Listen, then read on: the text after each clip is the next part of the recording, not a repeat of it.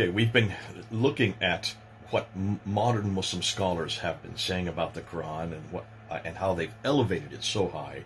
And then we looked at what the earlier traditions, the 9th and 10th century tradition scholars, those who were writing the Hadith, what they said about the Quran. And we're seeing there's a real disconnect between what they're saying today and what they used to say. It's obvious that in the earlier days, the Muslims did not consider the Quran as that inimitable. They did not have this preservation, this need for a preservation. And I think the reason why is because many of them knew exactly how the Quran was still being put together, was still being created. So there was not the same view that Muslim scholars today had back then, proving that it's nothing more than a man-made book. Now we want to go to another area that really proves that this is man-made, and that concerns the historical anachronisms.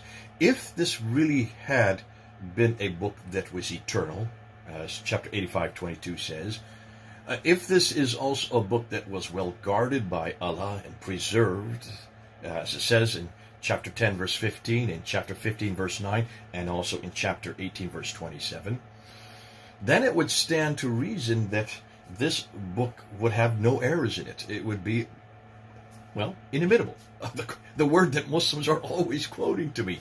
And there would be no errors as far as history, as far as science, and any other area. So let's go look at some of the historical anachronisms, because this area specifically is a problem. Since we're looking at the historical problems of the Quran, this one is a problem, because there are historical errors in the Quran, which God would not make.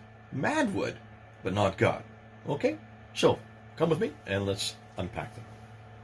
Let's take a look at some of the historical inaccuracies or anachronisms there in the Quran. When you open the Quran, you will see in chapter 20, verse 85 to 87, and then also 95 to 97, that when Moses goes up to Mount Sinai, a Samiri, a Samaritan, builds the golden calf.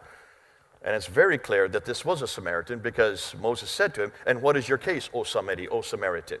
The problem is there were no Samaritans in 1400 BC.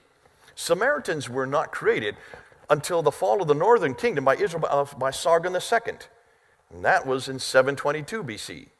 So how can you have Samaritans existing 700 years earlier? In chapter 17, verse 1 of the Quran, it talks about the Masjid al-Haram and the Masjid al-Aqsa, but it talks about from the great mosque to the farthest mosque, assuming that therefore that is referring to the Miraj that I referred to last night, where Muhammad went from Mecca up to Jerusalem. The farthest mosque would be in Jerusalem. The difficulty is there were no Muslims in Jerusalem. Muslims didn't get to Jerusalem until at least what do I have here? 649 to 650. So you see, they've got Muslims in the wrong place doing the wrong thing at the wrong time. It cannot be the temple they're referring to, because that was destroyed in 70 AD. In chapter 34, verse 10 to 11 of the Quran, it talks about David and that he was to make full coats of mail and circulate precisely the links, meaning chain mail.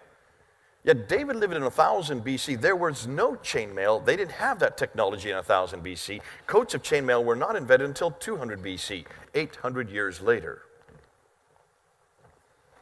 It misplaces crucifixions too early. In the story of Pharaoh and Moses, the sorcerers who could not keep up with with Moses, they were taken out and they were crucified. That's in 1400 BC. You see that in Surah 7, ayah 120 to 124, and in chapter 20, verse 71. In the story of Joseph, which is in 1800 BC, again, a Pharaoh takes the baker and crucifies him. You can't have crucifixions that early, because crucifixions were not introduced until 500 BC. They were not ever used in Egypt as well. Thus, the Quran's crucifixions are in the wrong place, and they're about 1,000 to 1,300 years too early. Now, the one place it should have got the crucifixion right, it gets it wrong. The crucifixion of Jesus Christ. He was not crucified according to Surah 4, ayah 157. Yet when you take a look at all the historical material from the first century, look at the historians who had referred to that crucifixion. You have Thallus and Phlegon who are debating it in 52 AD, just 20 years after the event. You have Tacitus who hated Christians. He was talking about it. Even he is the one that tells us it happened during the time of Pontius Pilate, while Tiberius was emperor, proving that it had to happen in 33 AD. That's why we get the date for the crucifixion. He was a Roman historian. Josephus, a Jewish historian, talks about the crucifixion, mentions not only that Jesus was crucified, but then it goes on to say that the Christians believe he rose again. So there is a Greek historian, Roman historian, and Jewish historian all talking about the crucifixion of Jesus Christ. Why did the Quran get it so wrong? And it's got the wrong Mary. In chapter 19, verse 28, it says, Mary, you have certainly done a thing unprecedented, O sister of Aaron. So Mary, the mother of Jesus, is the sister of Aaron. In chapter 66, verse 12, the same Mary who is the mother of Jesus is the daughter of Imran, who is the father of Aaron. And in chapter 20, verse 30, Aaron has a brother named Moses. So both Aaron and Moses, who are the sons of Imran, which is the biblical Amran, have a sister named Miriam, who is the mother of Jesus. Do you see a problem with that? Especially when you know that Aaron and Moses did have a sister named Miriam. They were all three the children of Amram, but they lived in 1400 BC. Mary lived in the 1st century, unless she was a very old Mary. It confuses Pharaoh, the Tower of Babel, and Haman in chapter 28, verse 38, mentioning that Haman is an Egyptian. Chapter 40, verse 36 to 37, Pharaoh talks to Haman. The problem is Egypt never built any towers, as according to this story. They built pyramids. More than that, we know that Haman was not an Egyptian name. It is a Persian name, and we see him referred to in the story of Esther in chapter 3, verse 1. Pharaoh lived in 1500 BC, whereas Haman, the Persian Haman, lived in 510 BC. They never met each other because there was about 1,000 years between them. Now, God would not make these kind of mistakes. Man would. And that's why I'm pointing these out to you, proving that this is all man-made. And the error we do not put at God's feet. It makes Alexander the Great an amazing engineer. In chapter 18, verse 96, it talks about Alexander creating a wall between two mountains to keep the barbarians from getting across. This great big wall that is big enough to hold down an entire army is made out of iron and copper. Now, Alexander lived in the 3rd century BC. One of the greatest engineering feats, according to the Quran, by Alexander the Great. We have 3 biographies of Alexander. Nowhere is there any reference to this wall. And where would its residue be? So when you look at these anachronisms, what we notice is the authors of the Quran do not seem to know history very well. God would not make these kind of mistakes. Man would. This is further proof that the Quran includes intentional human intervention. Well, you can see, I don't want to go into belabor the point. We could have gone and done quite a few new historical anachronisms. I think just those few examples are good enough to prove to you that whoever wrote the Quran did not know their history well. And it's obvious that they introduced Samaritans, they introduced mosques, chainmail, also crucifixions and dirham coins way too early. And then they introduced the Qibla and the Kaaba in Mecca way too late. They suggest that Alexander the Great was a great, amazing engineer, being able to make this huge wall of iron and copper between two mountains, one of the greatest engineering feat of any day. Even today, that would be an engineering feat, that there's no record of this whatsoever.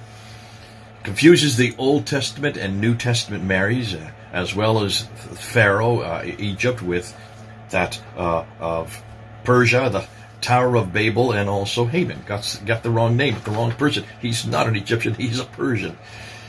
This suggests that either the authors of the Quran did not know their history well, or they borrowed these stories from other sources, and I think it's the latter. They probably borrowed these stories, and that's why they got the other sources, with little discretion on their part as to what they were borrowing. Either way, what we do know, and what this suggests to me very clearly, is that this is not a book from God. This is not a book from any God that I know. We don't have these problems in the Bible like this. This is why it's beautiful when you have reference after reference in the Bible that talks about historical events. In fact, when you look at the Bible, we don't claim that it was eternally preserved or sent down, the Bible itself. And yet when you look at the Bible, we don't have these problems. When you look at all these artifacts, you realize that the Bible, though they've tried to throw everything at it, all kinds of accusations about supposed historical inaccuracies, And yet you look and see what the archaeologists say on the Bible. And I'm not going to read them all because this is over 21 pages, but let me just end with one quote from Nelson Gluck, a Jewish Reform scholar and archaeologist, well of note, says, he gives us probably the greatest support for the Bible when he states this: to date, no archaeological discovery has ever controverted a single properly understood biblical statement. Let me repeat that. To date, no archaeological discovery has ever controverted a single properly understood biblical statement.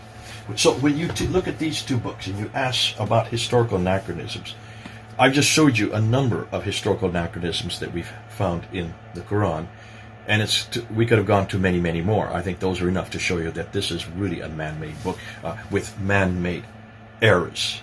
Man does make errors. God does not. This is a man-made book as well.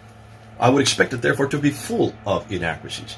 Yet we can't find any. We aren't able to. And this is one reason why I know an awful lot of people will jump on me and say, how dare you say that, this idea of superlative. And I don't mean to make it a superlative, but it's fascinating that this book does have the right people at the right place, doing the right thing at the right time. Not so the Quran. And that's why this is just another proof that the Quran is not inimitable, not well preserved, full of inaccuracies, including historical anachronisms. So, okay, we'll leave it there. We'll go into the next area on source criticism. This is Jathan. Over and out. God bless you.